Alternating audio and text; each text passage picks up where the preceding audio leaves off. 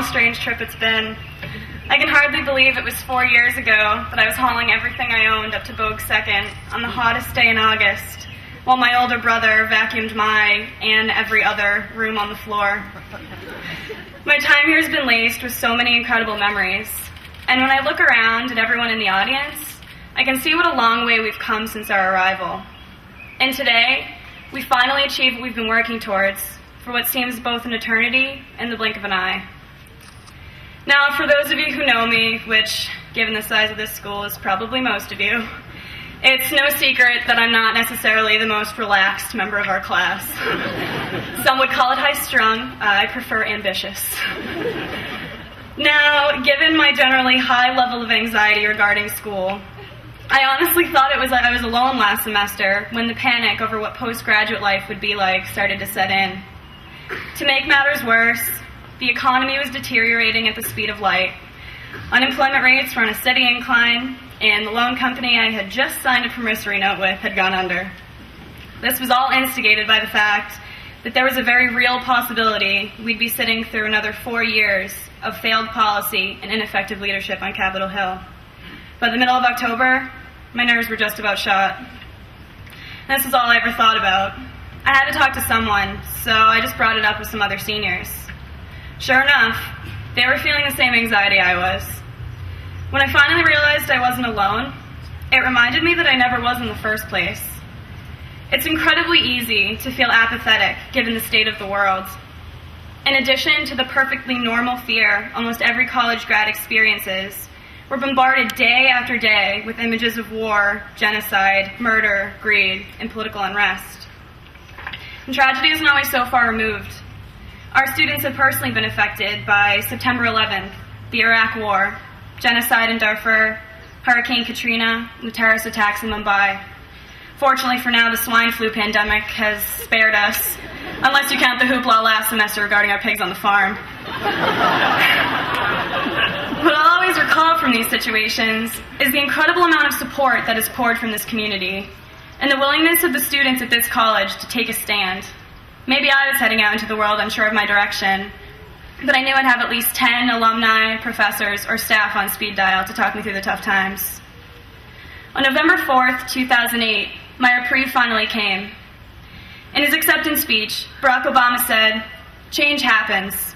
Change happens because the American people demand it, because they rise up and insist on new leadership and new ideas, a new politics for a new time. This is one of those moments." Barack Obama had energized the people of this country. His message of hope helped us to keep fighting. He asked us not only to believe in his ability to bring about change in Washington, but on our own. There are many things that set Green Mountain apart from other colleges. Like President Obama, GMC has energized today's youth. It has instilled in us, the next generation, the vivacity to create change. What I understand today is that as a result of this enlivenment, GMC graduates are not only uniquely prepared to face the challenges posed by our world, but they're ready and willing to do so. 50 years ago, it was our parents who were being called to action. In the face of social inequality, a devastating war abroad, and political corruption, they rose to the occasion. And now it's our turn.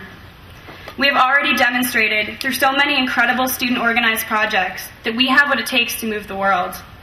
Here are just a few of the notable goals 2009 graduates have reached. The Honors Club, led by seniors Brett Dugan and Jennifer Katzos, began the push for a biomass facility on campus to end our use of harmful No. 6 fuel oil. Supported by other students and faculty, this project was approved by the administration and will be operational by the fall of 2010, making Green Mountain College one of the first carbon-neutral colleges in the United States.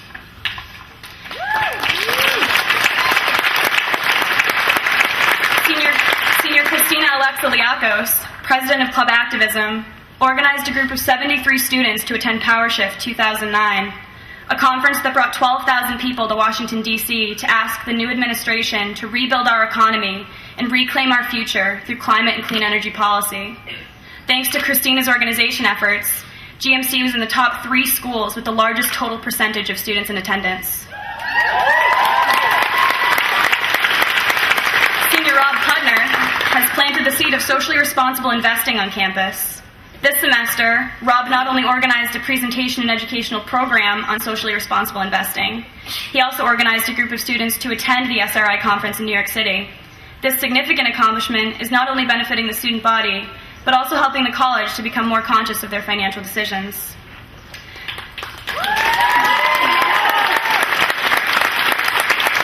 The senior Irene Holak organized 2 whole weeks of local food in our dining hall 2 years in a row. This project was not only a huge undertaking for Irene, but helped support local business and generated an incredible amount of support for the slow food movement. And it was also the most delicious 2 weeks of my undergraduate career. Now, these accomplishments speak volumes of the education we've received during our time here, and it speaks volumes of what we're prepared to do when we leave. GMC graduates are moving into occupations that are in dire need of creative, thoughtful, and driven young people. We are those young people. Some of us will move on to graduate programs, some will begin jobs, and others will still be figuring it out. No matter what category you fall into, remember the lessons you've learned here, and remember the promise of our generation. Tell yourself with confidence that we have what it takes to design innovative new strategies to address the issues of climate change and environmental degradation. We have what it takes to revitalize this country and demand a more socially responsible financial system. We have what it takes to organize people effectively to speak out for what they believe in and generate action. Yes, we can. Now, I must not forget to give credit where credit is due. The high caliber of our graduates is a direct product of the amazing faculty and staff at this college. In and out of the classroom, GMC has nurtured and empowered us to be the incredible individuals we are today.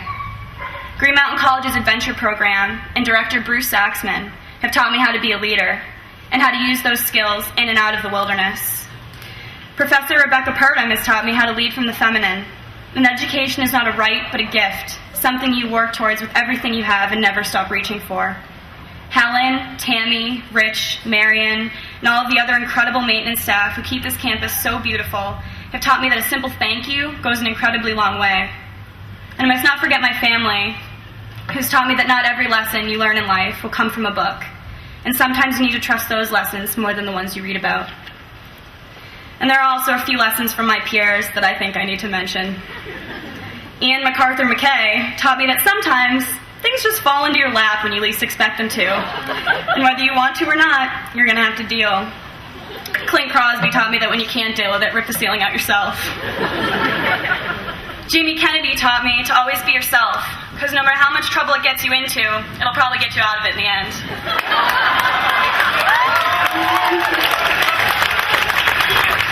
Casey Graham taught me how to instill a sense of community through asking people to dress up for a party in anything but clothes.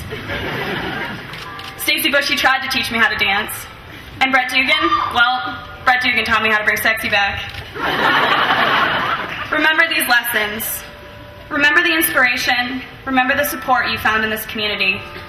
Despite what looms ahead, remain confident in your exceptional ability to meet each challenge with exhilaration and fearlessness. We will not go down in history as a generation who sat spiritless while their chance for a revolution passed them by. In the words of Dr. Seuss, you're off to great places. Today is your day. Your mountain is waiting, so get on your way.